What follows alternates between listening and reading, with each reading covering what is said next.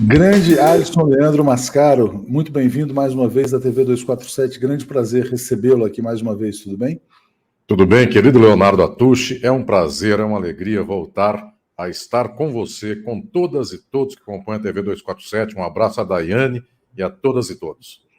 Então vamos lá, pega o caderninho que agora vem aula da pesada, brincadeira, Alisson, vamos dar sequência aqui, agradecendo aqui a Genilce, a Eliana Farrá, nossos assinantes chegando aqui, pedindo que todos deem os likes, compartilhem e para quem não puder assistir agora, também que assista depois, pode salvar esse vídeo para assistir mais adiante. Alisson, quando a gente pediu essa conversa, a gente fala tradicionalmente uma vez por mês, mas eu até, na verdade, quis antecipar essa entrevista em função do que aconteceu na semana passada. Só para contextualizar, o presidente Lula foi a Pernambuco, retomou as obras da refinaria Abreu e Lima, e logo depois a imprensa brasileira corporativa caiu matando, como se fosse um absurdo retomar um projeto de natureza mais desenvolvimentista. Lembrando que esses veículos de comunicação são a expressão de um pensamento neoliberal no Brasil e até de um certo colonialismo aqui no país, quer dizer, de um país meio rebaixado no jogo internacional. Só que, e aí você prontamente se disponibilizou a falar conosco nessa semana, mas nessa semana, agora, aconteceu um fenômeno novo, né? Quando a gente começou a bolar essa entrevista, até a sugestão que você deu de título é "A burguesia bloqueia novamente o desenvolvimento brasileiro", eu acho que a gente tinha em mente esse movimento da refinaria Abreu e Lima. Nessa semana foi lançada a nova política industrial brasileira, Nova Indústria Brasil, que também recebeu muitas críticas dessa imprensa neoliberal. No entanto, teve um fato novo. As entidades empresariais, Confederação Nacional da Indústria, Fiesp, Firjan, Abimac, Abiquim, todas, a Anfávia, todas essas entidades soltaram notas em apoio a essa política industrial. Eu até fiquei pensando, na verdade, antes dessa live, no seguinte ponto. Será que o presidente Lula conseguiu rachar a burguesia brasileira? Será que a gente tem hoje um deslocamento, né? E a gente consegue ver, então, uma burguesia industrial se opondo à burguesia financeira aqui no Brasil? Acho que essa conversa de hoje vai ser das mais importantes na série de entrevistas que a gente vem fazendo. E eu vou começar exatamente fazendo essa pergunta. O presidente Lula conseguiu rachar a burguesia nacional? Há uma burguesia nacional disposta a investir num projeto de desenvolvimento? Por favor.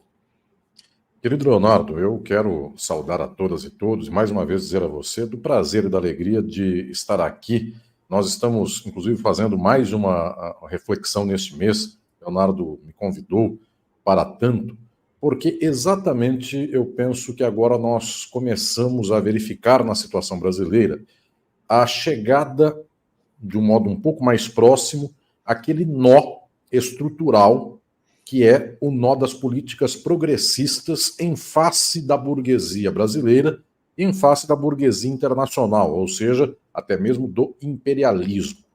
Então, após uma série de brigas que eu diria que são eminentemente dadas com aquela franja da extrema-direita brasileira, a tentativa de golpe do 8 de janeiro do ano passado, toda a resiliência do bolsonarismo no Brasil, agora também se põe aqui a teste a própria estruturação de uma política de desenvolvimento em face da burguesia, que também é muito próxima desta franja bolsonarista, mas que eventualmente, por uma leitura, eu diria, imediata, uma leitura média, ela tenderia a gostar de uma política industrial, porque efetivamente a política industrial não é o socialismo, não é a divisão da riqueza com a classe trabalhadora, muito pelo contrário, é um incentivo à burguesia industrial do Brasil. Portanto, é um instrumento clássico do capitalismo.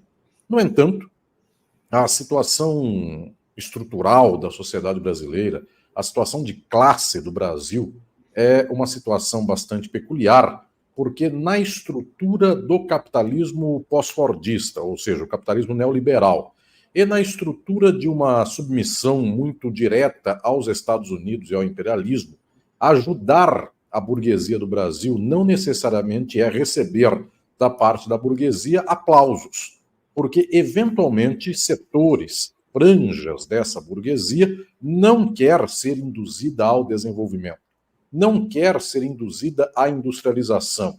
Há um projeto bastante assentado historicamente, já desde o período em que se tentava industrializar o país com Vargas, há um projeto de não industrializar o país. E esse projeto não é um projeto contra as burguesias nacionais, é um projeto das burguesias nacionais. Então, eu quero me permitir aqui, querido Leonardo e queridas e queridos, expor algumas questões conceituais, fundamentais, para podermos avançar nessa quadra. Primeira delas, quando nós dizemos burguesia, muito dificilmente um país do mundo consegue delimitar apenas o espaço do que seja uma burguesia autóctone, nacional. Praticamente todos os países do mundo têm uma burguesia nacional enlaçada com burguesias internacionais. E na situação do capitalismo já de um século, e mais especificamente desde a Segunda Guerra Mundial, a estrutura internacional das burguesias é coordenada, é liderada, é enfeixada pelos Estados Unidos. Então, a burguesia estadunidense, os capitais estadunidenses, as empresas estadunidenses, o American Way of Life, uma série de estruturas, inclusive administrativas, econômicas, gerenciais dos Estados Unidos, são o padrão econômico mundial, são o padrão administrativo mundial, de administração de empresas aqui especificamente. Pois bem, neste quadro, nós temos burguesias locais em todos os países do mundo que têm uma certa simbiose com estas burguesias estadunidenses. Além disso, eu quero também lembrar um outro dado conceitual. Quando nós analisamos cientificamente uma sociedade e reconhecemos que há a burguesia e as classes exploradas, a classe trabalhadora,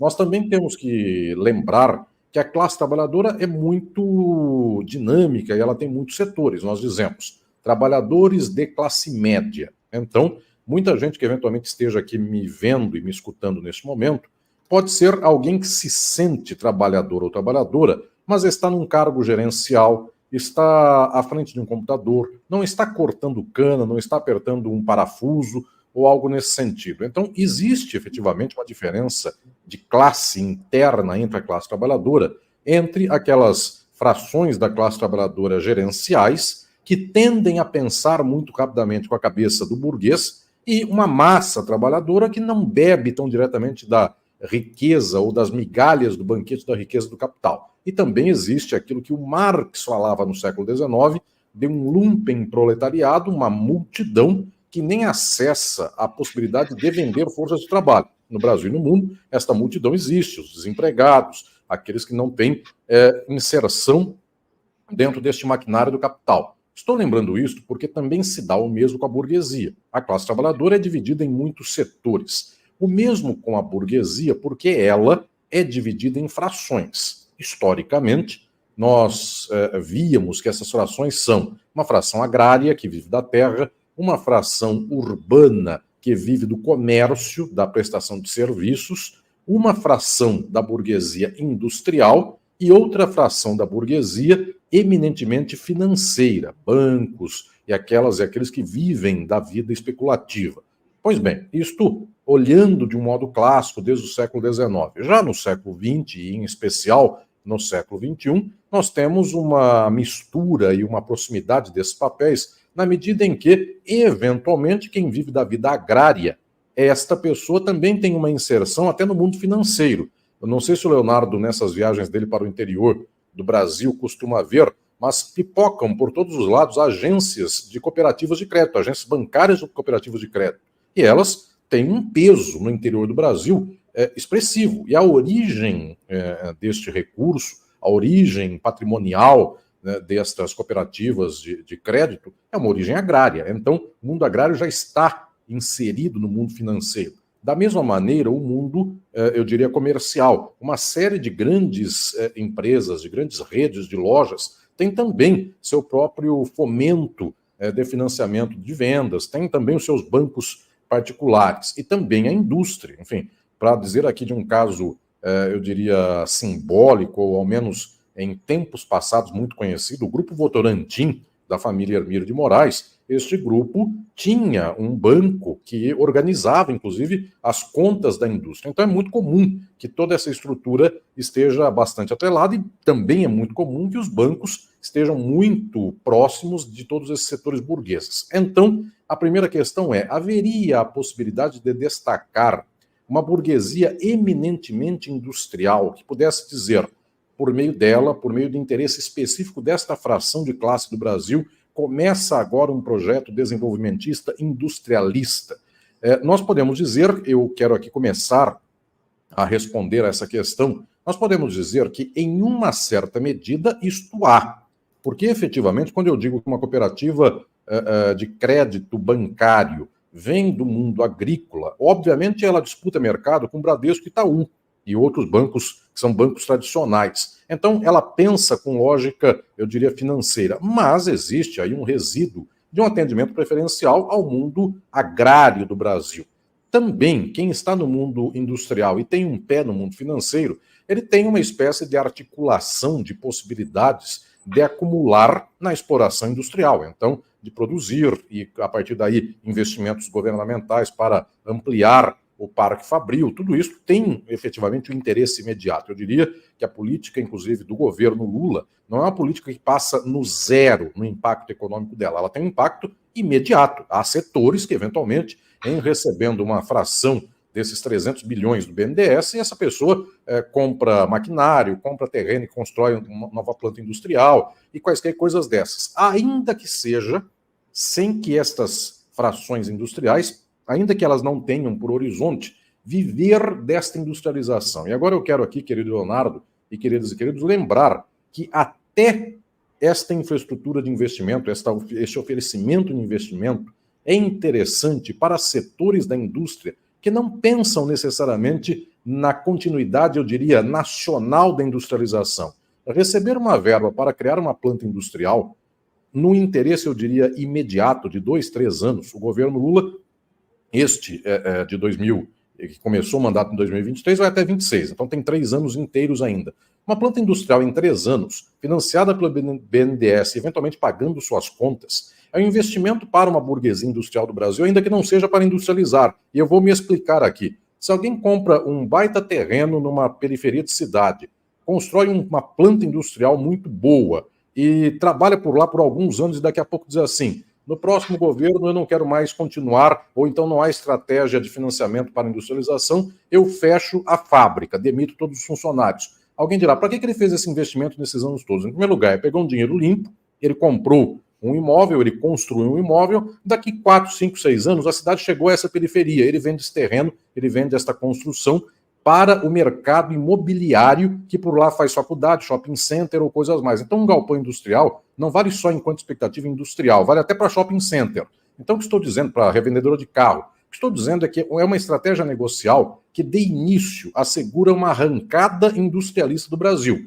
Só isso, no entanto, não garante uma continuidade, um desenvolvimento por anos desta atividade industrial, na medida em que a garantia desse desenvolvimento, que eu chamaria de sistemático, estrutural e não pontual, demanda outros fatores que não simplesmente o investimento imediato do BNDES nesta neoindustrialização.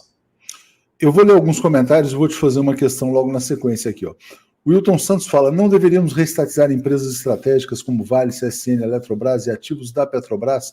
Não deveríamos fazer como a China, que baseia sua industrialização em empresas estatais fortes? Anota aí, Alisson, por favor.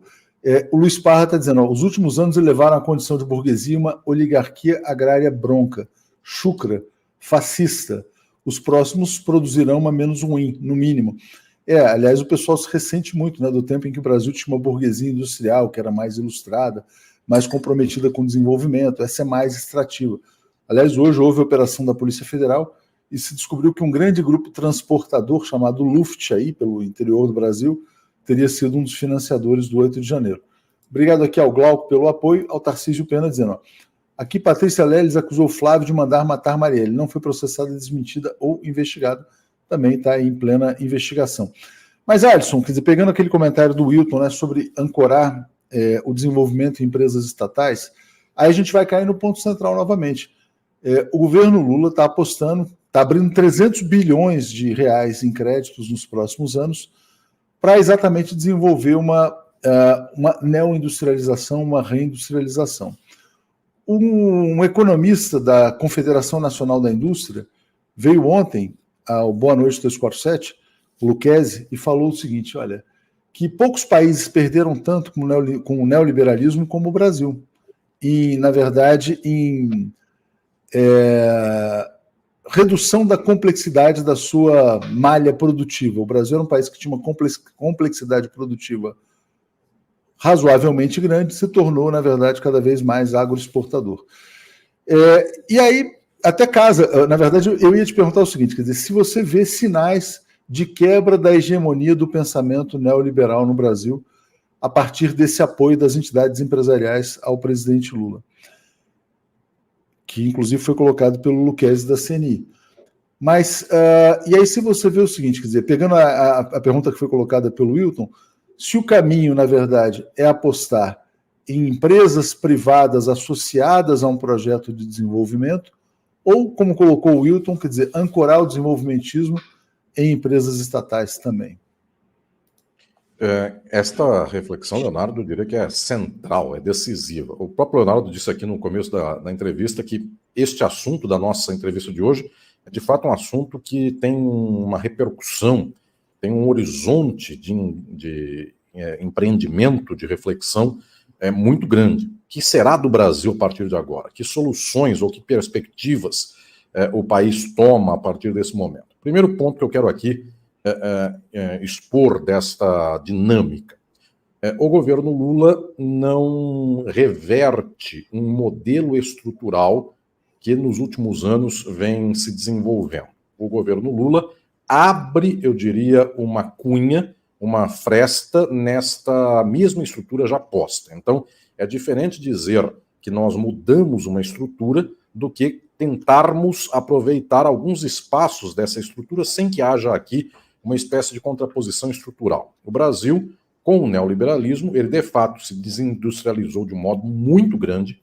O Brasil, de fato, é um dos países que mais retrocedeu em termos do que tinha para o que tem hoje, porque há países que nem eram industrializados, continuam na mesma coisa, mas países que tinham uma razoável industrialização como o Brasil, retroceder tanto, eventualmente não há quem tenha feito isso, porque nem a Argentina tinha a industrialização que tinha o Brasil, a ditadura militar da Argentina foi altamente regressiva e a Argentina, proporcionalmente, tem o dobro de produção industrial do que o Brasil no seu PIB. Então, nós retrocedemos demais nessa estrutura. Pois bem, os marcos deste retrocesso são a privatização e a financeirização da economia. Nenhum dos dois marcos está sendo mexido pelo governo Lula. As privatizações não estão sendo revertidas, portanto, a Petrobras, a conta-gotas, tenta fazer um modelo que eu diria que é o de morder e assoprar na privatização já empreendida, então retomar, eventualmente, Landulfo Alves, retomar a construção de Abreu e Lima, são duas pontualidades que não revertem o modelo geral pelo qual a Petrobras foi privatizada, foi dada a participação da iniciativa privada, não reverte a tomada do pré-sal totalmente para o Brasil. Cria uma refinaria, eventualmente vai criar mais uma, ou vai ampliar o parque de refinaria de Minas Gerais. Só que isso não é a reversão total da lógica, isto é, volto a dizer, um aspecto bom, progressista, mas que mantém a estrutura geral da Petrobras como está. Não reverte a Vale do Rio Doce, a Vale do Rio Doce é um patrimônio do Brasil, não reverte essa privatização. Então, também do outro modo, porque são dois pilares que permitiram a destruição industrial do Brasil, privatização e o outro a financiarização do Brasil, o Brasil vivendo de juros, de especulação bancária. Este setor também não foi contestado, também não foi aqui enfrentado. Então, este espasmo de industrialização que se tem agora, ele é uma espécie de passagem de um pequeno teco-teco entre duas nuvens carregadas. Então, viu-se por lá que, eventualmente, 300 bilhões para neoindustrialização, isto poderia passar sem que houvesse uma grita enorme do mercado financeiro, muito pelo contrário, o mercado financeiro poderia até imaginar que seria interessante nesse momento, no qual há uma certa crise mundial de investimentos, então, eventualmente, aqui, para esse momento, poderia ser bom ter esta espécie de investimento na industrialização, isto não reverte os dois pilares e abre um espaço. Então, é a mesma solução de retomar a obra de Abreu e Lima. A Abreu e Lima já estava construída numa boa proporção do próprio prédio, das instalações e do parque fabril da refinaria, então, já que está pela metade para acabar, vamos acabar. Não tem aqui movimentação de retomar todas as refinarias privatizadas, ou então de abrir mais refinarias. Era uma refinaria que estava quase que objeto de dó deixá-la parada do jeito que estava. Então, até aqui, eu diria que são soluções de bom senso. Quem pode ser pronunciadamente contra a industrialização? Ninguém é contra. A questão central é que uma industrialização decisiva só pode nascer se quebrar a casca da semente. O velho poeta André Gide, o francês André Gide, do começo do século XX, dizia lá que ele pegou um versículo da Bíblia: se o grão não morre, não nasce a árvore. Se não quebra a semente, não vai frutificar a árvore. Enquanto houver mercado financeiro sendo predominante na lógica de acumulação do Brasil, nós estamos quase que tentando empurrar uma industrialização, empurrando-a com a corda, mas não puxando a industrialização com a corda, empurrando com a corda. Então tem que achar uma certa fração burguesa que tenha interesse em ganhar 300 bilhões e não aplicar no mercado financeiro, e não aplicar para ganhar mais, eventualmente para ganhar menos do que o mercado financeiro. Então é quase descobrir a quadratura do círculo. Quem quer fazer uma coisa como tal? Ou então quem vai destravar uma vida só financeira para começar a cuidar de 3 mil funcionários, 4 mil funcionários ou algo assim? Efetivamente, se não quebra a estrutura do mercado financeiro, nós não fazemos com que a industrialização seja muito interessante. Ela já é interessante, eu tenho que reconhecer, Leonardo, porque 300 bilhões torna interessante o negócio industrial. Sim, torna para o curto prazo bastante interessante. Só que para daqui 4, 5, 6 anos acaba esse investimento. O mercado financeiro domina o Brasil como domina, e os juros estão no alto, e o Banco Central é o que é, e etc. e tal. Daqui 5 anos é só fazer a conta, manter uma indústria, aguentar funcionário. É assim que pensa o empresário. Obviamente, essa é a leitura do empresário, uma leitura horrível. Mas pensar em tudo isso e pegar todo esse dinheiro, vender para um shopping center a planta industrial e aplicar no mercado financeiro, se eu não quebro a semente do mercado financeiro, a industrialização sempre é voo de galinha. Então, enquanto não reverte o pilar da estatização, enquanto o petróleo não é nosso, enquanto o minério não é nosso, enquanto a siderurgia não é nacional plenamente, nós estamos nisso. Nós estamos tentando fazer espasmos, e o problema é, esses espasmos já foram tentados nos governos Lula 1 e 2 e Dilma 1 e 2, e eles têm, não é a questão de que eles não têm um impacto imediato, eles têm sim. O governo Lula e o governo Dilma conseguiram levar o Brasil a uma espécie de desemprego quase residual, a uma taxa de desemprego residual. Tem um impacto imediato. A pergunta é, o que sustenta isso estruturalmente em médio e longo prazo? Enquanto houver predomínio financeiro e enquanto houver privatização, não há o que sustente este investimento.